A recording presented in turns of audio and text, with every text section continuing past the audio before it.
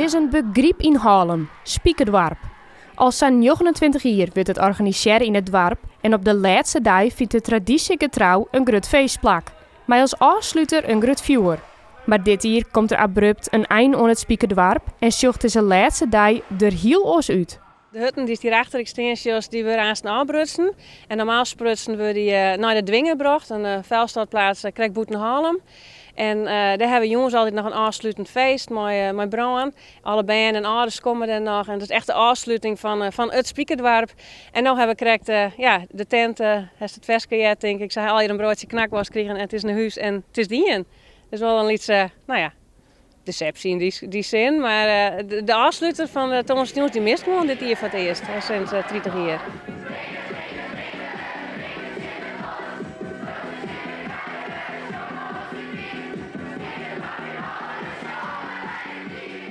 Het eindfeest is in die zin aanlast omdat de gemeente dit jaar geen ontheffing doen heeft voor het stookverbod. Wat we oren altijd willen hebben. Omdat zij het net meer passend vinden in deze tijd. Dat het grote eindfeest bij de Winger nog net terug in kan, vinden ik de band spietig. Ja, het is net leuk, maar ooit zien we de brand daar op het Winger. En dat wil je altijd wel mooi afsluiten. Voor de organisatie van het Spiekersdwarp wordt het er net makkelijker op maken terug deze nieuwe maatregel. Daarnaast hebben ze nog te krijgen met een orenverhoring. We hebben dit hier ook nog minder subsidie gekregen als gevolg van een fusie van de gemeente.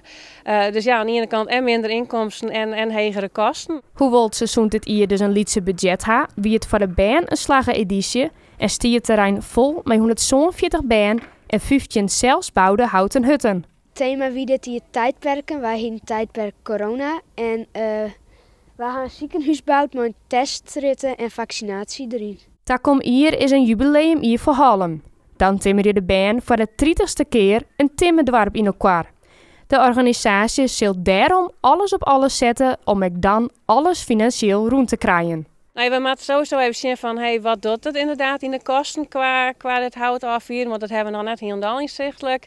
Ja, en dan moeten we gewoon zien van wat kunnen we daarmee en kunnen we nog iets met donaties of kunnen we dit hier nog acties opzetten vanuit het Spiekersdwarp.